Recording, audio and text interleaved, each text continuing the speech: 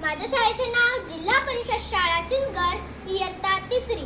इथे उपस्थित सर्व शिक्षक व परीक्षक यांना मी नम्र अभिवादन करून मी माझ्या भाषणाला सुरुवात करण्याची परवानगी मागते.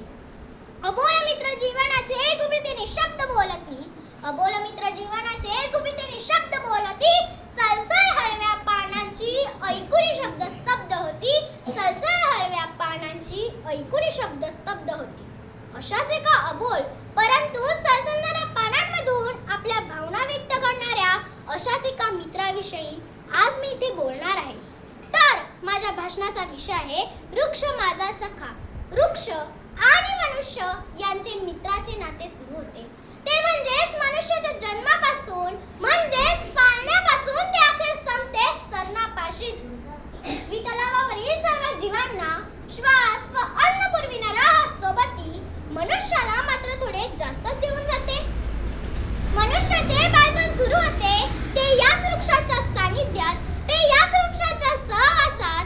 लहानपणी वृक्षाच्या अंगाखांद्यावर सूरपारंबी खेळत असताना दिवस कधी संपून जातो ते कळतही नसे. फळे तोडताना, फुले वेचताना किंवा पाने घेताना कधी एकाही बालकाची कधी तक्रार केली नाही किंवा शासन दिले नाही. उलट विटीदांडू खेळण्यासाठी, खेळणी बनवण्यासाठी या झाडाने हसतमुखाने कितीतरी फांद्या कुर्बान केल्या आहेत. घर बांधण्यापासून ते फर्निचरने घर सजविण्यासाठी झाडाने मनुष्यासाठी वाहून घेतले आहे.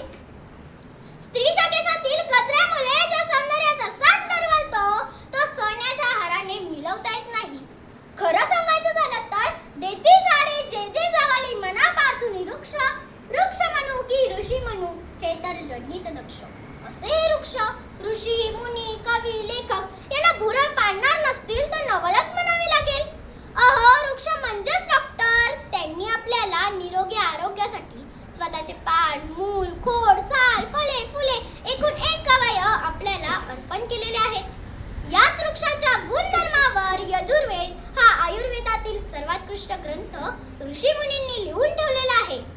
गौतम बुद्धाला बोधी वृक्षाच्या सानिध्यात ज्ञान प्राप्ती झाली. संपूर्ण जग पालटले, संपूर्ण मानवजातीचे कल्याण केले. पशुपक्ष्यांना अन्न, निवारा व शुद्ध हवा पुरविणारा हा सोबती म्हणजेच वृक्षरूपी महाऋषी यांच्याकडे मात्र कधीच काही मागितले नाही. म्हणून संत तुकारामही म्हणतात वृक्षवल्ली आम्हा सोयरे बंचरे. कवयित्री लीला शिंदे यांना भुरळपणा शेवग्याचे झाड यांना आनंदाचे झाड वाटते. यांना निसर्गाचं, पक्ष्यांचं ज्ञान देऊन आपल्या आनंद उत्सवात सहभागी करून घेते. अहो, अंगावर काटे धारण करणारे बाबलीचे झाड कुणाला आपल्या अंगणात असावेसे वाटते. परंतु त्याच झाडाच्या सरपणावर पूर्वीच्या काळी लोकांच्या चुली पेटत असायच्या. असे हे नकोसे वाटणारे बाबलीचे झाड मात्र कवयित्री इंदिरा संत यांना मात्र एक कविता देऊन जाते. लवलव हिरवी गार पालवी काट्याची वर मोहक झाली, लवलव हिरवी गार पालवी काट्याची वर मोहक झाली. घमघम करीती लोलक पिवळे फांदी तर काळो की काली. कुशल कलाकृती अशी बाबली तिला न ठावी, नागरिती दूर कुठेतरी बांधावरती झुकून जराशी उभी एकटी. खरंच हे वृक्ष म्हणजे मला तर भगवंताचे दुसरे रूपच वाटते. त्याला कारणही तसेच आहे. संपूर्ण जीवनसृष्टी ही वृक्षावरच अवलंबून आहे. संपूर्ण जीवन चक्र हे माझ्या मित्रामुळे म्हणजेच वृक्षामुळेच चालते. झाडाचे प्रमाण कमी झाल्यामुळे जागतिक तापमान वाढू लागले आहे. मातीलाही धरून ठेवले आहे ते झाडाच्याच मुलाने.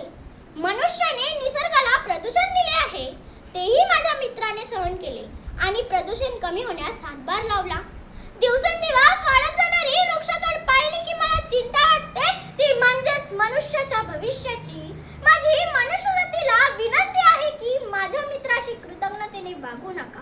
त्यांनी तुम्हाला भरपूर काही दिलेले आहे. ती झाडे तुझला देती रे उन्हात शीतळ छाया, ती झाडे तुझला देती रे उन्हात शीतळ छाया. अन मधुर फले पुरविती जीव तुझा जगवाया, अन मधुर फले पुरविती जीव तुझा जगवाया.